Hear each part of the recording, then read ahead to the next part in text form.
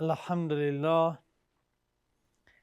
لله رب العالمين والصلاة والسلام على رسوله الكريم وعلى آله وأصحابه أجمعين. أما بعد، بسم الله الرحمن الرحيم. قال النبي صلى الله عليه وسلم: من كان يؤمن بالله واليوم الآخر فليكرم ضيفه. الحديث كما قال النبي صلى الله عليه وسلم. در قدم اول سلام خود را خدمت همه بینندگان و شنوندگان محترم رادیو تلویزیون تعلیمی و تربیتی ملی تقدیم می کنم. امیدوارم که در هر جایی که هستین جور و صحتمند و سلامت باشین. برنامه آگاهی دینی از روزهای شنبه، دوشنبه، چهارشنبه از ساعت 4 الی 5 بعد از ظهر به طور زنده و مستقیم از رادیو تلویزیون تعلیمی و تربیتی ملی به نشر میرسد. شما اگر سوالات شرعی داشته باشین می توانین بپرسین. شماره تماس برنامه ما هست 020 250 1673. شما می توانین به این شماره تماس بگیرین و سوالات شرعی خود را بپرسین. موضوع این برنامه ما در ارتباط آداب مهمان و مهمانداری از دیدگاه اسلام است. البته این موضوعی است که در برنامه گذشته یکی از برادران ما پرسیده بودند که راجع به این موضوع به صورت مفصل صحبت شود. دین مقدس اسلام واقعا یک دینی است که رابطه انسان را با پروردگارش و رابطه انسان را با خودش و ارتباط انسان را با سایر انسانها تنظیم کرده و تنظیم می نماید. یعنی اسلام یک برنامه مکمل هست. نظام اسلام، قانون اسلام یک نظامی است که اول رابطه انسان را با پروردگارش، رابطه انسان با پروردگارش در طاعات و عبادات پروردگار تنظیم میشه که انسان از طریق عبادت و مکلفیت هایی را که الله به عهده یک انسان مکلف گذاشته با انجام چنین وظایفی رابطه انسان با پروردگارش برقرار میشه و رابطه انسان با پروردگارش منظم میشه و پروردگار خود نهایت نزدیک میشه. یگانه اعمالی که انسان توسط آن با پروردگار خود نزدیک میشه او همون فرایضی است که الله به عهده انسان فرض نموده و گذاشته. و ما تقرب الی بعبد بشیء احب الیه مما افترضته.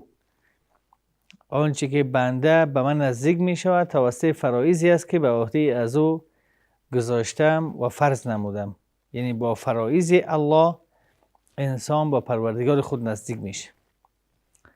دوم، رابطه انسان را با خود انسان تنظیم می نماید نظام اسلامی و دین مقدس اسلام.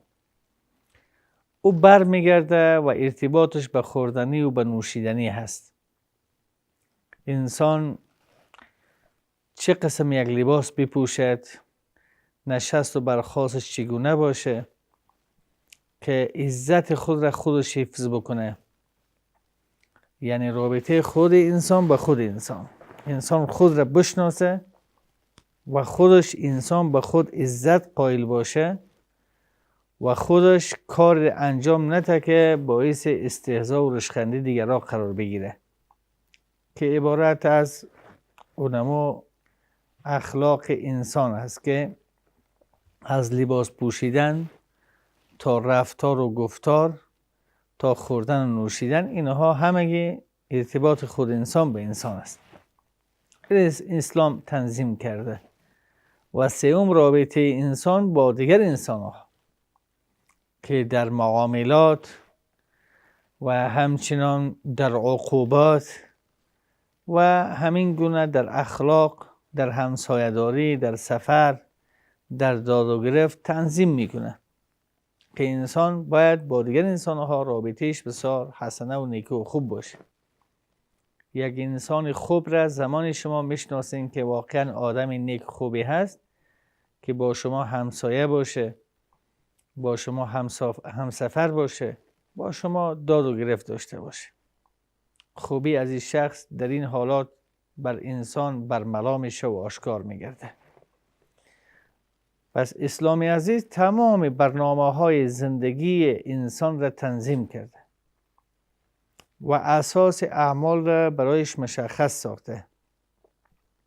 انسان مسلمان در تمام میادین زندگی خود هدفش همانا رضامندی و خوشنودی پروردگار باشه و هر اعمالی را که انجام میده اساسی از او عمل نزدی از او ای باشه که آیا حلال است یا حرام. من حیث حلال بودن و حرام بودن هر اعمال هدف یک انسان مؤمن مسلمان فقط همی است.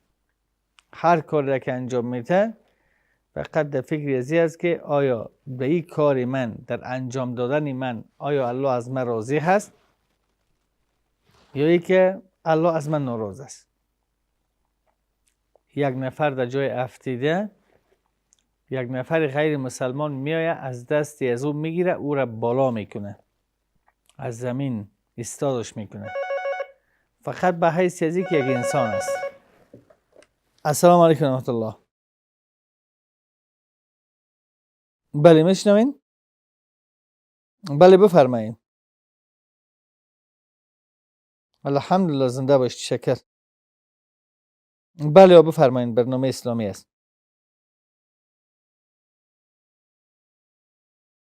بفرمایید چی سوال دارین؟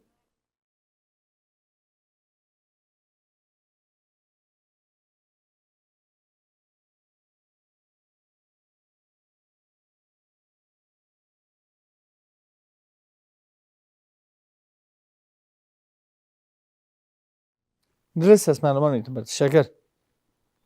الله نگهدار.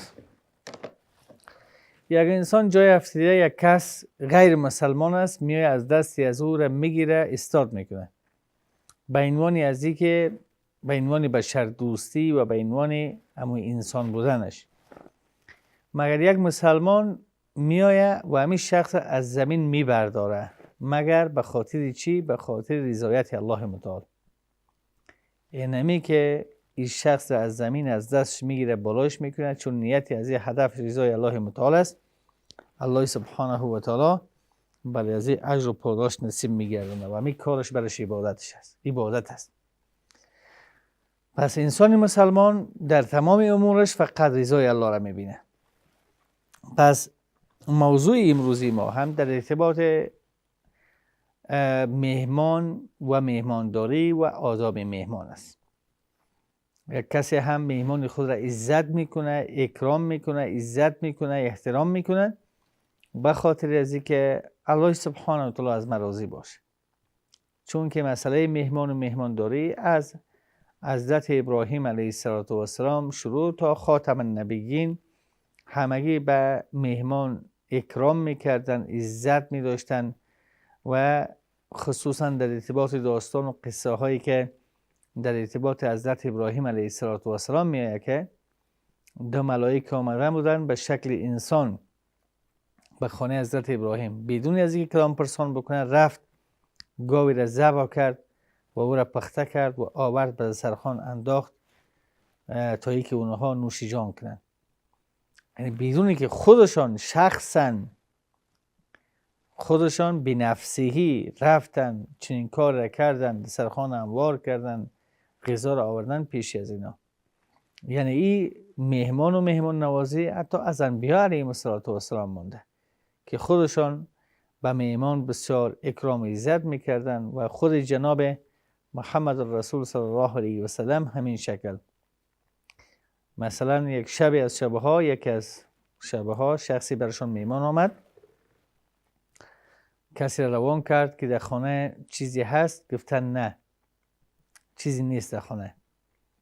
اما مهمانشان به خاطر از اینکه عزتی از اینها شود صحابی را به نام عبدالرحمن ابن عوف برای ایشان گفتن که چون نسبتاً وضعیت اقتصادیشان خوبتر بوده، برای از گفتن که شما این مهمانی مرا امشب اکرام عزت بکنین. ایشان رفتن مهمان را، یعنی اونا جایگاه مهمان را خیلی میفهمیدن، میدانستن. عبدالرحمن هم به خانه خود شخص روان کرد که در خانه چیزی غذایی وجود داره، چیزی هسته یا نه. برایش احوال دادن که چند تا نان خشک که برای اطفال نگه کرده بودن امو موجود است. گفت خیره، یک کاری میکنیم. وقتی که مهمان را به خانه آوردن، اطفال را مصروف کردن تا اینکه خواب به چشمانشون آمد. اونها خواب شدن، به شکم به گرسنه خوابیدن. غذایی را آماده ساختن برای مهمان، چون غذایی بود که بسیار اندک و کم بود. به یک نفر چارهش میشد، سیر میشد، مگر 3 نفر را کفایت نمیکرد. اینا کاری کردن که دسترخوان را هموار کردن و چراغ را خاموش ساختن. به یک طریقه خاموش ساختن با تاریکی تا اینکه مهمان سیر شد. پیغمبر صلی الله علیه و سلم در نماز صبح گفتن که این شب کاری را که شما با مهمانتان کردین، الله سبحانه و تعالی از بالای 7 طبقه آسمان به ما خبر داد که شما چه قسم به خاطر از اینکه این مهمان را اکرام بکنین، عزت بکنین، مهمان سیر شوه، گرسنه نمانه. این کار را که شما کردین به خاطر که مهمان از شما خرسند و خوشحال شوه، الله سبحانه و تعالی این کار شما را به ما خبر داد. یعنی به این اندازه حتی چیزی نداشتن مگر همه آنچه که داشتن تقدیم مهمان میکردن. در ارتباط آداب مهمانی، اولی که یک شخص دعوتمون میکنه، دعوت از او را باید بپذیریم. پذیرفتن دعوت واجب است. پیامبر صلی الله علیه و سلم میفرماید که وقتی که شما اذا دعا احدکم فلیجیب، وقتی یکی از شما دعوت میشه به غذای باید استجابت بکنه، باید قبول بکنه. دعوت یک برادر مسلمان خود و یک مهمان میکنه، یک برادر مسلمان شما دعوت کرد، در دعوت از او حتما حضور پیدا کنین. همون قسمی که حدیث حضرت ابو هریره است که میفرماید که پیامبر صلی الله علیه و سلم فرمودن که یک مسلمان بالای مسلمان دیگر 6 حق داره. وقتی که با برادر مسلمان روبرو میشه برش سلام بکنی. اذا لقیته فسلم علیه. با برادر مسلمان روبرو میشن سلام برش پیشکش بکنی. و دیگه ای که و اذا دعاک فاجیبه، وقتی که شما رو دعوت میکنه به خوردن غذایی محفلی، شما دعوتی از او را بپذیرین، قبول بکنین. وقتی که شما رو نصیحت میکنه، شاید شما خواهان نصیحت است، و اذا استنصحک فانصحه، وقتی از شما طلب ازی میکنه که مرا نصیحت بکنین، شما باید نصیحت بکنین، راه درست رو براش نشان بدین. وقتی عطسه میزنه الحمدلله میگه، شما در جوابش بگین یرحمک الله، الله به شما رحم بکنه. وقتی مریض میشه با عیادت و بیمار پرسیش حتما بروین. وقتی وفات میکنه برادر مسلمان، خواهر مسلمان، در جنازهش حتما اشتراک بکنین. یعنی دعا، وقتی دعوت میکنه شما دعوتش رو بپذیرید. خب البته دعوت در صورتی که دعوت اصلا گناهایی داره. یکی اگر دعوت شما میشین به محفلی، به مهمانی که در اونجا منکرات وجود نداره، دعوت واجب است، باید حتما حضور پیدا کنین. اگر شما در غذای، در محفلی، در برنامه مهمانی دعوت میشین که در اونجا منکراتی وجود داره، در این منکرات شما پیش خود میبینین، اگر شما در این مجلس حضور پیدا بکنین، حتما همین مجلس را ظاهر از این تغییر میتین، منکرات را دفع میکنین، ادای مسئولیت میکنین، حتما حضور پیدا بکنین.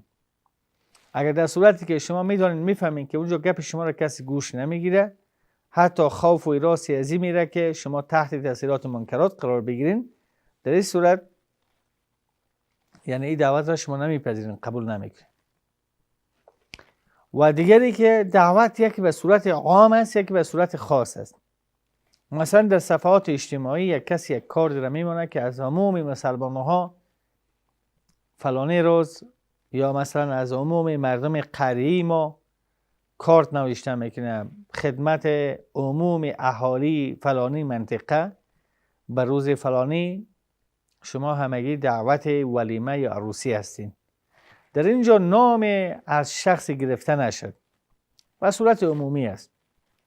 در اینجا شما اختیار دارین که این دعوت را اجابت میکنین و ای که نمیرین، به خاطر از اینکه نام از شما برده نشده به صورت عمومی است.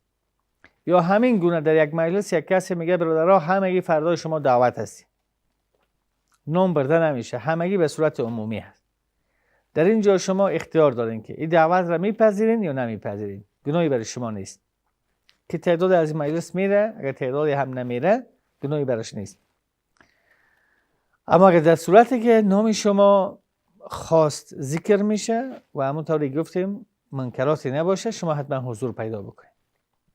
و همین گونه اگر مثلا راه شما خیلی دور باشه، حضور شما در همچو برنامه هزینه میبرداره. یک کسی شما در یک ولایت دیگه دعوت میکنه و شما مثلا کرایه رفت آمد شما، یعنی جنجالش زیاد است.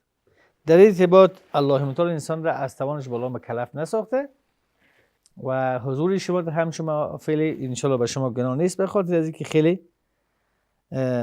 دور بوده و خیلی دور است و به شما مشکلات را شما به مشکل گوناگونی دچار میشین. از این خاطر دری به شما کدام گناهی نیست، چون راهی دور است و اشتراک شما در همچو جا باعث حرج و تکلیف شما میشه. باز این صورت شما مثلا نمیتونین، گناهی نیست بر شما. و همین گونه کسی که شما را دعوت میکنه، شما باز حالتی از اون را میبینین که اگر در دعوتشون نروین ممکن خفه میشه، منجر به خفگی میشه. باز در شما در دعوتش برین، اگر میفهمین که یعنی خفه نمیشه، باز گناهی به شما نیست. و همین طور اگر مثلا یک کس شما رو دعوت میکنه، میبینین که این شخص منابعی که درآمد ریاضی از مدرک حرام است. مثلا میبینین یک قاچاقبر مواد مخدر است. خب صحیح میدونین، میفهمین کدام وظیفه و مصروفیتی نداره، شما رو دعوت میکنه. دعوت از این نباید بپذیرین، قبول بکنین. و همین قسم میبینین که یک انسان قمارباز است، از مدرک حرام پول به دست میاره. سلام علیکم و رحمت الله. بله سلام علیکم.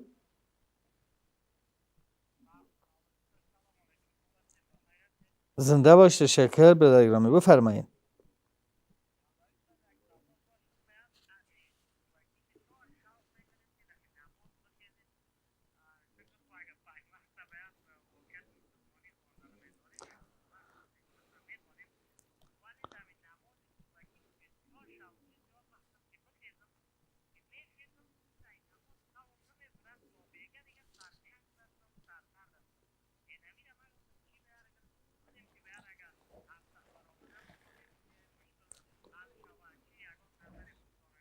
چند بجه شما میخوابین؟ شب چند بجه میخوابین برادر؟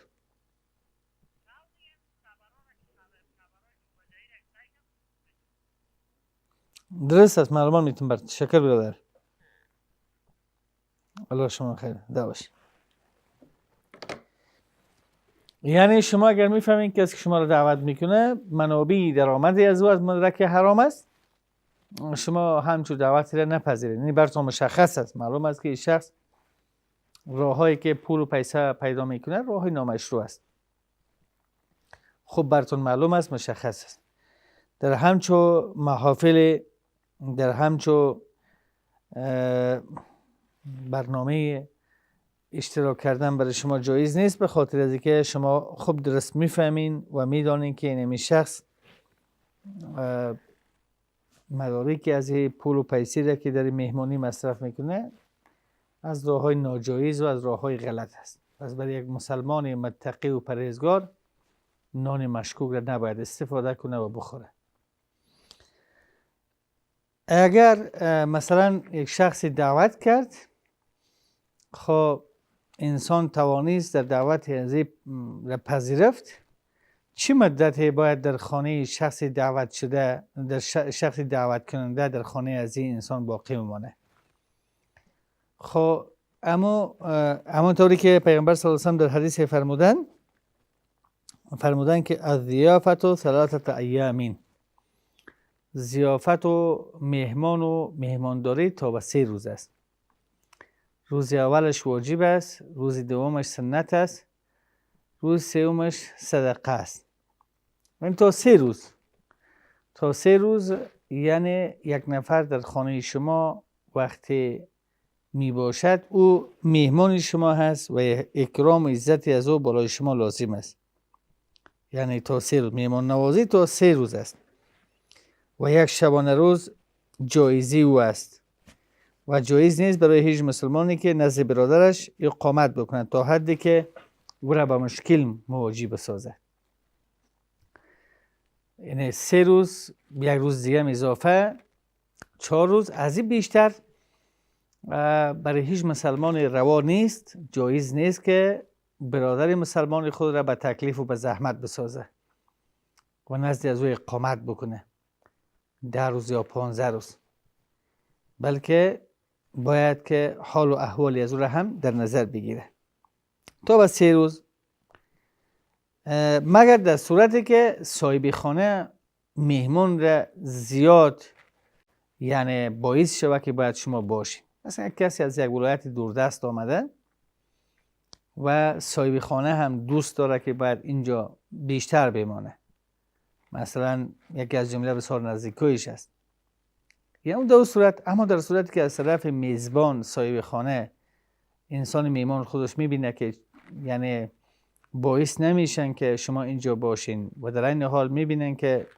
اینها با مشکل مواجه هستن، بازی بهتر و خوبتری است که انسان اما 3 شبانه روز که تکمیل کرد حرکت کنه و بره و به خانه خود، برادر مسلمان خود را به تکلیف، به زحمت، به مشقت مواجه نسازه. در ارتباط از این موضوع انشالله که صحبت میکنیم.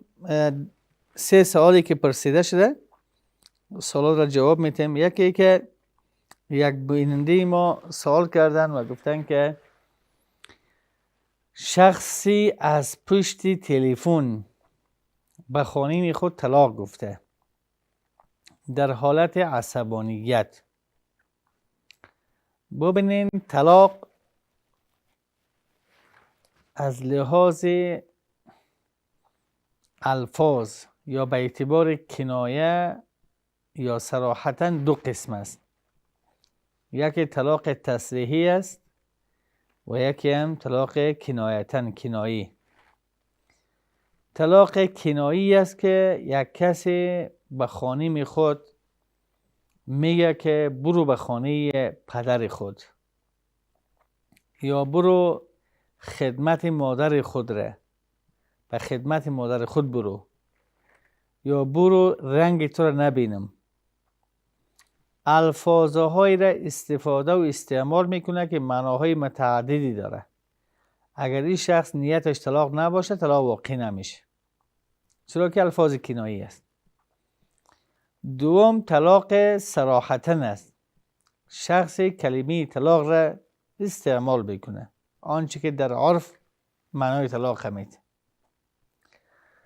طلاق به اعتبار سنت بودن و بدعت بودن به 2 بخش تقسیم میشه. یکی طلاق سنی هست، مطابق سنت هست، یکی طلاق بدعی است که مخالف سنت هست. طلاق بدعی است که یک کس خانم خود را به صراحتاً 3 البته اولی در مطابق سنت خدمتتون عرض میکنم. طلاق سنی یا مطابق سنتی است که یک کس خانمش را که جنجال و مشکلات از طرف خانمش است، تمامی مراحلی را که برای اصلاح خانمش است او را تکمیل میکنه. اول نصیحتش میکنه، اگر به این نشد جای خود را لاییده میکنه، اگر به این نشد تهدید به زدنش میکنه، اگر به این هم نشد حکما من اهلیه و حکما من اهلیها، یک کسی از جانب دختر و یک از جانب بچه، هر دوی از اینا را نصیحت میکنه. عواقب جدا شدن و اختلافات خانوادگی را برشان بیان میکنه. اگر بد نشد بعد در مرتبه پنجم یک طلاق میگه، طلاق رجعی. مرد یک طلاق میگه. تا یک ماه اینها بین خود می نشینن. تا یک ماه اگر به نتیجه نرسیدن، بعد از اینکه خانم حیض میبینه پاک میشه، باز در ماه بعدی پیش از اینکه مثلا ماه دوم وقتی که پاک میشه باز طلاق دوم میگه برش. این دو طلاق میشه. طلاق بازم طلاق رجعی است. راه رجوع کردن برای شوهر باقی میمونه. بعد در ماه سوم پیش از اینکه به حساب حیض ببینه و پاک شوه بازم بین خود فکر میکنن، دیدن که به هیچ نتیجه نرسیدن، بعد بار سوم طلاق سوم را این شخص تلفظ میکنه، از این صادر میشه. بعد اینا از هم جدا میشه.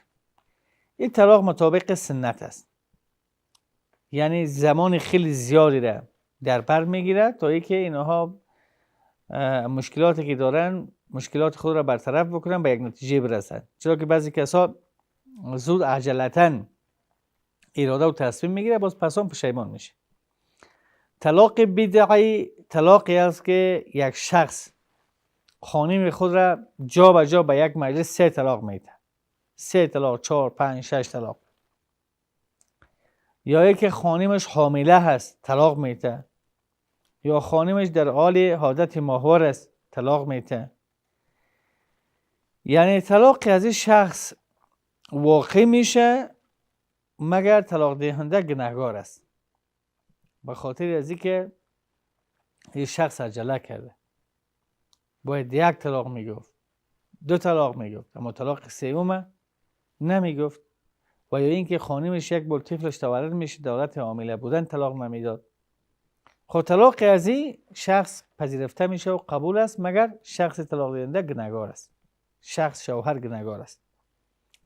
سوم طلاق به ارتباط وقوع واقع شدنش است. 3 قسم است. طلاق رجعی است که همون کسی که یک طلاق یا 2 طلاق میده، لای رجعت و برگشتن برش باقی است. دوم طلاق باین است. طلاق باین طلاقی است که شخص مثلا 2 طلاق گفته مگر به خانم خود رجوع نکرده، 3 ماه گذشته، 4 ماه گذشته به خانم خود رجوع نکرده، طلاق رجعی خود به خود به طلاق باین مبدل میشه. وقتی که اینها بخواهند زندگی خود از سر بگیرن، به خواستگاری، به عقد جدید، به نکاح جدید، به مهر جدید، پس اینها میتونن که زندگی خود را آغاز بکنن. و سوم طلاق مغلظ است که کسی خانم خود را 3 طلاق، 3 الفاظ به 3 لفظ خانم خود طلاق بده، طلاق از واقع میشه و طلاق مغلظ است. دیگه اینها نمیتونن با یک کس با یک دیگر زندگی خود را ادامه بدن تا زمانی که این شخص عدتی از او پره شوه، باز به اختیار خودش با یک کس دیگه عروسی بکنه. اون نفر اگر مرد یا طلاق داد بعد سپرشتن عدتش، باز اگر رضایت داشته باشه میتونه که شوهرش خواستگاری بکنه، با این زندگی را از سر بگیره و زندگی خود ادامه بده. و همین طور آنچه که سوال شد، یک کسی مثلا از پشت تلفن طلاق میده، 3 طلاق استفاده بکنن، 3 طلاق مغلظ میشه. همین قسم مثلا پیام روان کنه، پیام روان بکنه، پیام روان کرده و خانم خود کلمه 3 طلاق را و گفته که در حالتی که من این جانب فلانی ولد فلانی با محترمه فلانی بنت فلانی که مدت 2 سال با هم عقد نکاح کرده بودیم بدون کدام اجبار و اکراه، در حالی که از اهلیت کامل برخوردارم، من این را طلاق دادم. 3 طلاق، 2 طلاق، هر طلاقی که به حساب گفته او محسوب میشه، حساب میشه. از طریق تلفن همون طوری که نکاح هم میشه و طلاق هم واقع میشه. و همین قسم گفتن که کسی مثلا خط نوشته کرده، خط نوشته شده طلاق خط نوشته شده مگر برای از شخص نخواندن، خوانده نشده، شخصش گرفتن، شخص خودم مونده، بعدا برش گفته شده که بعدا برش خوانده شده که ما 3 طلاق دادیم، در حالی که مرده که میگه ما خانمی خود طلاق ندادیم، میگن تو 60 موندی، شخص از این قابل اعتبار نیست به خاطر از اینکه این شخص نخوانده بوده، نفهمیده بوده، از مسئله نفهمیده بوده. این قابل این خانمی از این شخص طلاق نشده. و همین گونه اگر شخصی برش خط خوانده شده یا نوشته کرده، شخص خود مونده مگر کلمه طلاق را به زمان خود نیاورده، مگر در خط نوشته شده، املا گفته شده این جانب فلانی ولد فلانی گفته خانمی خود ما سه طلاق گفتیم، در اخیر امضا کرده یا شخص خود مونده. آری گفتن که یه شخص گفته که ما طلاق ندادیم چون ما تلفظ نکردیم. الکتابه تو کل خطابه، همین نوشتن مانند خطابه یا گفتن و سخن گفتن است. پس این شخص اگر به زبانش نگفته مگر آنچه که به خط نوشته شده بوده این تایید کرده، پس این شخص طلاق قضیه گپی ازی درست است که گفتن که بعد از مدت‌های چندین ماه عالی آمده دعا کرده که من نگفته بودم به زبان خود، تنها من همون خط را شخص خودم ماندم امضا کردم تایید کردم، بنا به زبان خود نگفتیم از خاطر طلاق گفته نشده. نه، طلاق برادر طلاق واقع شده. سوال دیگری که برادر گرامی ما سوال کردن، گفتن در نماز صبح زیاد تنبلی میکنن. برادر گرامی ببینین دو نماز، کل نمازها از خود ثوابی داره مگر دو نماز بسیار ثواب داره، یکی نماز عشا نماز خفتن، یکی نماز صبح. حتی گفته شده که اگر ثوابی که در این دو نماز است منافقین اگر میفهمیدن اگر به پای خود نمیتونستن با سر زانوهای خود را کش کرده در نماز اشتراک میکردن. و این دو نماز بسیار نمازی است که ثواب زیاد داره و سنگین ترین نماز به منافقین همین دو نماز گفته شده. اثقل الصلاة علی المنافقین صلاة العتمه و صلاة الصبح. سخت‌ترین نماز به منافقین همین دو نماز بوده.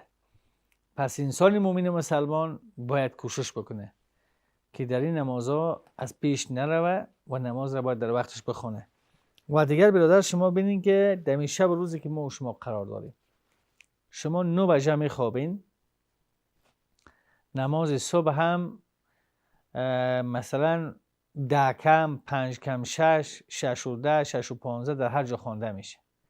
شما اگر 1 بجه هم بخوابین خواب شما تکمیل میشه. 1 بجه هم شما خود 9 بجه میخوابین، اگر شما 1 بجه شب هم بخوابین یعنی 5 ساعت خواب شما تکمیل میشه. شما که به نماز بیدار شوین خواب شما تکمیل است، خواب شما نامکمل نمیمونه. خود در هر چیز اراده و تصمیم ضرورت است. اگر شما تصمیم قاطع داشته باشین، اراده محکم داشته باشین، حتما به نماز بیدار میشین. و دیگه مسئله ای که بعد از نماز صبح نباید انسان خواب شود، چرا که پیغمبر صلی الله علیه و سلم به نماز صبح بعد نماز صبح امت خود دعا کرده اللهم بارک فی بکور امتی، پروردگار در صبح وقت امت ما برکت بانداز. اگر کس نماز صبح بخونه و بخوابه از این برکت باز محروم میشه.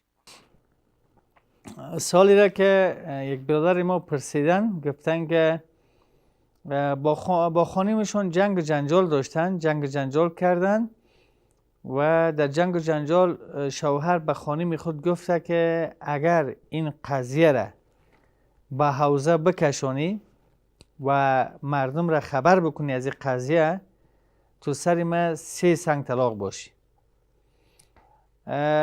این گپ البته شوهر به خانم خود گفته. بعداً حوزه سری از اینا خبر شده و مردم منطقه هم خبر شده. آره شوهرش برش گفته بوده که اگر تو خبر کردی طلاق هستی. آره خانم سوگند یاد میکنه، قسم یاد میکنه که من نه به حوزه اطلاع دادیم نه به مردم خبر کردیم.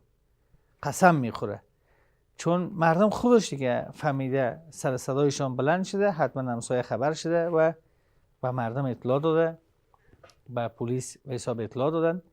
از این خاطر در اینجا طلاق واقع نشده، چرا که اینجا طلاق معلق به شرط بوده. شرط امی بوده برای زن، این شرط گذاشته که اگر تو حوزه را خبر کردی تو طلاق هستی.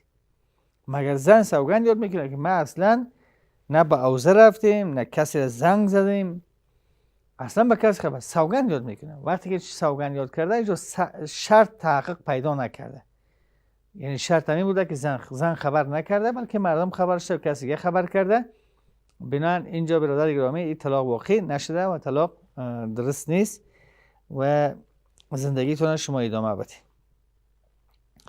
چرا که شرط معلق به خبر کردن از زن او زره بوده که خبر نکرده.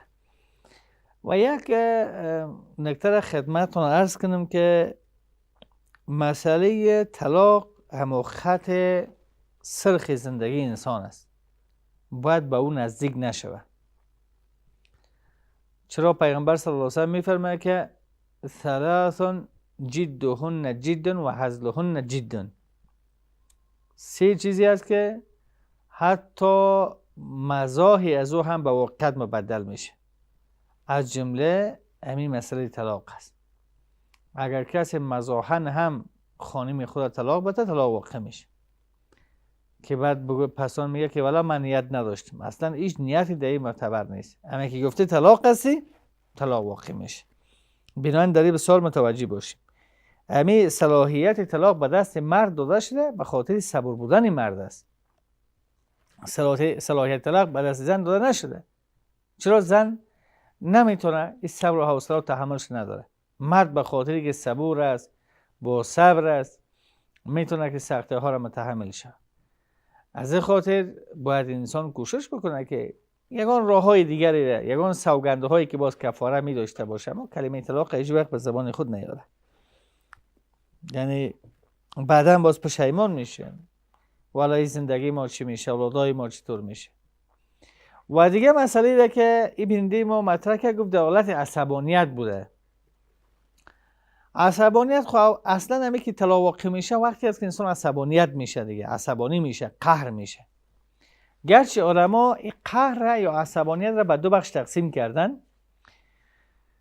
یکی عصبانیتی است که انسان به اندازه عصبانی شده که اختیار و اراده کلا از پیش رفته. یعنی به اندازه قهر شده که نفهمیده که چی گفته. باز در این صورت طلاق واقع نمیشه، اراده از پیش رفته. در ارتباط مهمان و مهمانداری و این دانستیم و فهمیدیم که حد و حدود مهمانداری اما 3 روز بوده. یک میزبان میتواند که مهمان خود را تا 3 روز احترام بکنه، عزت بکنه، اما مهمان هم باید که بعد از 3 روز سپری کرد دیگه به خانه خود بر بگرده. تکالیف و سختی ها و هم صاحب خانه را به مضایقه و با مشکل مواجه نسازه. و همین گونه مهمان هم وقتی که در جای مهمان میشه کوشش کنه که آداب امو که یک مهمان باید آداب را رعایت بکنه و را در نظر بگیره. به طور مثال به ظرف‌های از او نگاه نکنه، به قسمت خانه از او، به سقفی از او، به دیگه و دیگه از او این ایراد نگیره و در پلوی از او غذایی که برش تهیه میشه آورده میشه نگویه که والا این غذای تو نمیفهم شور است، بی نمک است، کم روغن است، روغنی از این زیاد است. خب اگر شما غذایی که مورد نیاز نبود نخورین. پیامبر گرامی اسلام صلی الله علیه و سلم عادتشون نمی بوده که اگر غذایی را میخوردن اما هیچ عیب و ایرادی نمیگرفتن در ارتباط از غذا که والا غذای قسم از بسیار بی نمک است، بسیار شور است، والا این غذایی را که شما پخته میکردین ما در خانه خود نمیخوردیم. یعنی گپای مثلا که همون صاحب خانه بیچاره همون اخلاصی که داشته، همون زحمتی را که کرده، او را از همون زحمت و از همون اخلاص انسان نباید پشیمان بسازه. دیگه غذایی که مورد پسندتان بود بخورین، نبود دیگه ایراد نگیرین. مثلا میتونین که حتی یگان بهانه های دیگری را بکنین که من مریض هستم، دکتر برای من پرهیز گفته این از این غذاها را، و یا مثلا سیر هستم اشتیای زیاد ندارم. این گپا را میشه که انسان بگویه و در پلوی از او هم میمون نمیتونه که به صاحب خانه باز برش بگویه که والا من میمون هستم میشه باید برای من این را پخته کنی، این غذا را پخته کنی. ممکن که از وسط توانی از نو نباشه. این گپا را این درخواسته های بی‌معنا هم میمون نداشته باشه. بعضی میمونا هم تو هستن باز میگم من میمون میشم این و این غذاها را ما نمیخوریم، از این خاطر باید پخته نکنیم. با اینکه اون میزبان با مطابق توان خود. و در عین حال اگر شما را کسی میمون میکنه، اگر 3 نفر میمون میکنه اما 3 نفر برین، متاسفانه امروز میبینید در هتل‌های امروزی در کارت نوشته میکنه 2 نفر 10 نفر میره، 2 نفر نوشته کرده مگر 10 نفر میره، یعنی او یک ظلم است. پیغمبر صلی الله علیه و سلم را یک شخص انصاری دعوت کرده بود. در دعوت این شخص انصاری پیغمبر صلی الله علیه و سلم را همراه 4 نفر دیگه دعوت کرده بود. یعنی 5 نفر مجموعاً 5 نفر میشه. چرا که با 5 نفر غذا پخته کرده بودن. پیغمبر صلی الله علیه و سلم 4 نفر با خودش که 5 نفر میشه رفتن. 1 نفر هم در راه همراه از یک جایی شد به نام طفیلی. یک جایی شد همراه از یا. پیغمبر صلی الله علیه و سلم چیزی نگفت برای ازی. وقتی که رفتن به پیش انصاری باز گفت که برادر، یعنی ما 5 نفر ما را دعوت کرده بودیم، ما 5 نفر آمدیم، مگر اینی برادر خودش همراه ما یک جایی شد آمد، اختیار داری که ایره میپذیری یا ردش میکنی، برمیگردانی، چرا که ما ایره دعوت نکردیم، خودش همراه ما آمده. او شخص گفت نه یا رسول الله صلی الله علیه و سلم، خیر است آمده دیگه، میمانی ما باشه. یعنی از این حدیث علمای استدلال میکنن که حتی شخصی که دعوت میکنه اما عددی که دعوت میکنه نباید از او بیشتر نفر کلی قوم خود را، خیش قریب خود را، میمانای خود را هم در موتر بار کنه و ببره به یک عروسی. به خاطر از اینکه همین در بعضی از عروسی ها همین شکوه و شکایت شده 300 نفر در هتل بوک کردن به 1000 نفر رسیده. علت چی است؟ خیش و قریب و دوست و رفیق خود کلی را زنگ میزنه در اونجا میره، در حالی که خودش یک مضایقه و یک ظلم در حق همون شخص میزبان. این را باید انسان در نظر بگیره. یک ظلمی است که واقعا امروز در میمانی های ما شما دیده میشه. و همه قسم وقتی که میمان میآید باید میزبان پشت دروازه از میمان خود پذیرایی بکنه بسیار با تبسم و بسیار با یک پیشانی باز او را خوش آمدید بفرمایید. یعنی این آداب است و این سنت است. همین گونه وقتی که میمان غذا را میخوره از خانه بیرون میشه تا پشت دروازه باید از پشت ازی میزبان بیرون شود. تنها میمان عزتش همین غذا و دسترخوان خوب نیست، بلکه پیشانی باز. پیغمبر صلی الله علیه و سلم میفرماید و تبسمک فی وجه اخیک صدقه، حتی با پیشانی باز با برادرت برخورد میکنی خودش صدقه است. از این خاطر یعنی این هم یکی از آداب مهمانی است که وقتی میمان از خانه ایتان بیرون میشه تا دهن دروازه باید همراه از او بیرون شوین، همراهشان علافیزی بکنین، بسیار با خرسندی و خوشحالی، بسیار با خوشی میمان خود رخصت بکنین. یعنی این واقعا این آداب مهمانی هست که انسان باید این در نظر بگیره. و همین قسم وقتی که شما در خانه یک میزبان میایین نان میخورین، در حق صاحب خانه دعا بکنین. پیغمبر صلی الله علیه و سلم همین قسم بود وقتی که در خانه میمون میشد باز دور کرد نماز در اونجا میخوان و در حق از اونها دعا میکرد. خصوصا همین دعا میکرد که اکل طعامکم الابرار و صلت علیکم الملائکه، انشالله که غذای شما را انسانهای نیکو خورده و همچنان ملائکه به شما دعای رحمت فرستاد. از این خاطر باید دعا، حتی اگر میاد جای شما میمون میشین که اونجا روزدار هستین، دور که نماز در خانه از او بخونین، بعد از او بر بگردین. وقتی برنامه به اتمام رسیده تا برنامه بعدی که انشالله در خدمت شما عزیزان قرار میگیرم، همه شما را به الله کریم رحیم میسپارم. السلام علیکم و رحمت الله و برکاته.